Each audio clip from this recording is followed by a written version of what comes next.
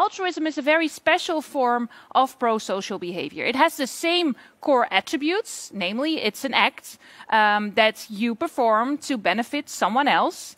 But there's two extra layers to altruism.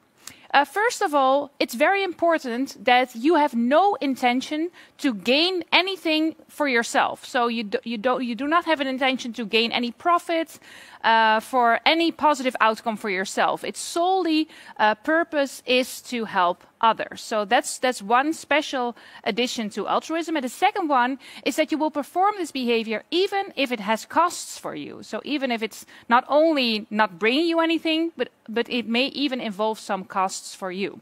The reason behind why humans behave selfishly generally falls into two camps: those who believe that selfishness is an inherent part of human nature, and those who think it's a chosen behavior. Either way, understanding our tendencies towards self-centeredness can help us make more conscious choices, improve our relationships, and build a better world. After all, we all have a bit of selfishness in us. Altruistic behaviors were born out of a need to survive. The survival and success of large groups depended on the selflessness of each member. Additionally, our own biology encourages these kinds of behaviors by releasing oxytocin to ensure repetition of that behavior. On the bigger scale, so if you zoom out a bit, we know that groups of people that are helpful towards each other have a higher chance of surviving over a long time. So people that are very selfish and don't offer help to others, they actually have a higher tendency to become extinct, and that group has a lower chance of surviving. So even though helping is sometimes costly to the self, on the long run, it's oftentimes good for the group. So it's actually, in a way, a sort of a social dilemma. Evolutionary psychologists often focus on altruistic behavior, i.e. generous behavior regardless of the causal psychological mechanisms and its consequences for oneself, in order to investigate how the psychological mechanisms which cause such behavior, e.g. empathy, could have evolved or be learned. Through a clinical and purely economic lens, one can assume and assert that humans are in fact completely selfish. We are motivated by ambition and self-preservation. Psychologically speaking, selfishness is a perceived behavior in ourselves or others that arises when we detect a situation-specific desire to benefit the self and disregard others' desire. When looking through this framework, we can understand that selfishness is a perceived act. It is a quick judgment based on a perceived cost-benefit analysis of a situation. If you take advantage of the situation, you are perceived as selfish, and if you don't, you're perceived to be selfless. In order for altruistic inclinations to be learned via socialization despite the costs of generous behavior, there must be some counteracting social rewards for behaving generously. Although society encourages egocentric behaviors, biology and psychology shows otherwise. Many of your choices are not just created within your rational mind. Many are shaped by your socio-cultural sphere, your background, culture, friends, personal experiences, and home environment. But your brain structure also influences them. The neuroplasticity of the brain, as well as its reward center, can influence how selfish or selfless our choices are. Researchers Son and Gash found that the neural wiring for emotional processing differentiates a psychopath from an altruist, or selfless person. Choices and behaviors, selfishness or selflessness, are created in the prosocial brain. These behaviors are learned through observation, ingrained as part of who we are, and changed depending on who is on the receiving end. For example, people tend to extend altruism towards those who are closer to them, kin or like friends. So why do we help others? Why do we show pro-social behavior to others? Well, there are several theories out there that explains our helping behavior. And one of these theories, there we have it again, is evolutionary theory. Evolutionary psychologists argue that we tend to help others definitely when they are related to us. And this is called kin selection. Kin selection means that we show helping behavior towards people that are genetically related to us. And that makes evolutionary a lot of sense because we want to protect our genes, so we also want to protect our offspring and basically anyone that is related to us genetically. So that's why we are very helpful towards our offspring, our children, but also towards others that are genetically related to us. And there's quite some evidence, actually, that we are more likely to help others that are related to us, that are blood relatives, compared to friends, for example. Just as there must be some genetic benefit for the evolution of altruistic inclinations or the ability to learn generosity. By focusing on the benefits that generous individuals may receive, theories of reciprocity, whether direct or indirect, have done much to explain the existence of altruistic motives.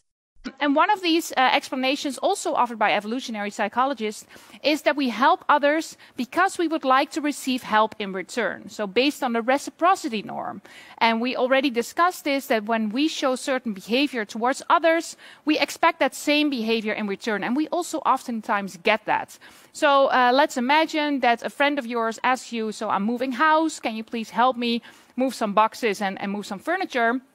This might not be something that you ideally would like to do on a Saturday morning, but you think to yourself, well, of course, it's very nice to help a friend, but also maybe in the back of your mind, you're thinking to yourself, well, I actually also have to move houses in half a year or so then I can rely on that friend to help me because I also offered help beforehand. So the reciprocity norm is actually one of the reasons that also evolutionary psychologists argue that we help others so we can get help back.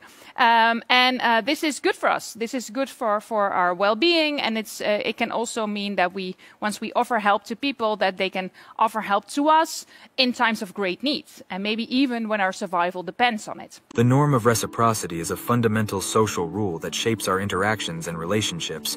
It's the unspoken expectation that when someone does something for us, we owe them something in return. This concept is so ingrained in our culture that it's almost second nature.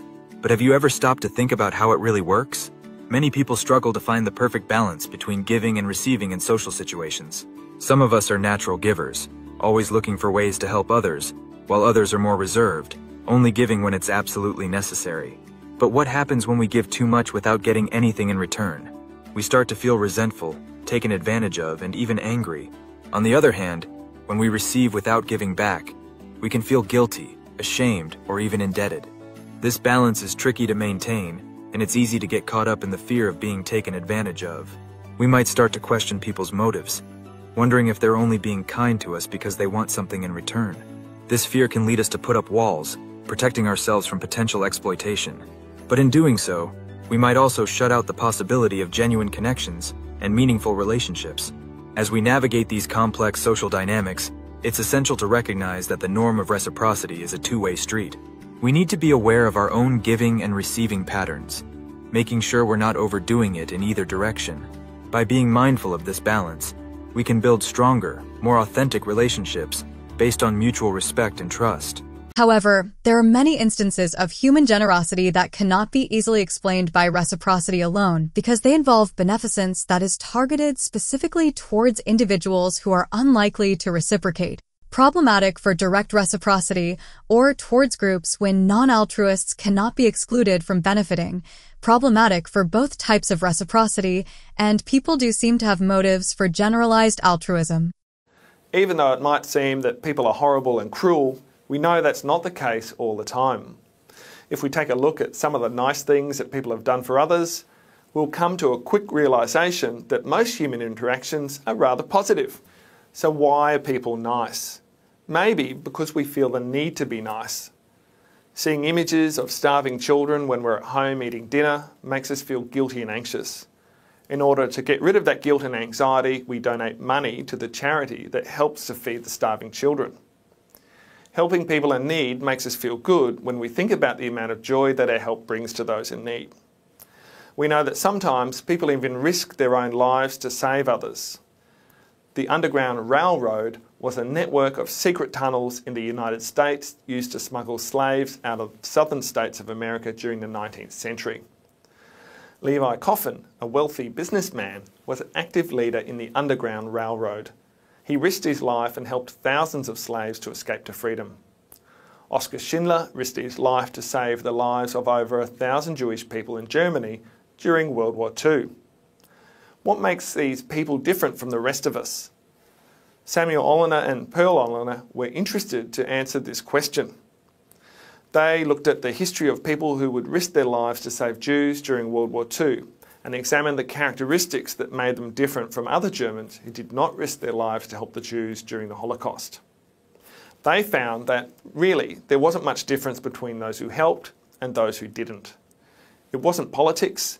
Some of those who risked their lives to help the others were left-wing and some were right-wing. It wasn't religion. Some of them were religious and some of them weren't. However, they found that it was parenting that was different. Those who were willing to risk their lives to help others had parents who taught them to be empathetic, and they were taught how to take the perspective of others. This is a skill that parents can teach their children. So how can we distinguish selflessness and selfishness? The key is to understand psychopathy. Dysfunction of emotional processing is a defining characteristic of psychopathy. Studies have shown that psychopaths lack the ability to recognize emotions in others, especially emotions like distress and fear. This muted effect towards human emotions is what can drive selfish behavior. The neural network and wiring for emotional processing is often dysfunctional in psychopaths, hence selfish behavior. Our understanding of psychopathy, along with neural and genetic factors, can help us understand why humans are selfish. Additionally, various studies add more factors to why we humans are selfish. One study points to a genetic variation of the oxytocin receptor gene, while another study highlights the role volume of the anterior cortex. This neurological framework allows us to further understand that empathy and being able to recognize emotions in others is a key factor as to whether we behave selfishly or selflessly. Altruism and egoism depend on the level of empathy a person has. Although society encourages egotistical behaviors in the way that it celebrates billionaires and materialism, many of us are wired to be altruists because evolution has shown us that group cooperation ensures survival and success. So the real question is, why doesn't society commend altruism? What do you think? Are we all more selfish or selfless? And which one is better?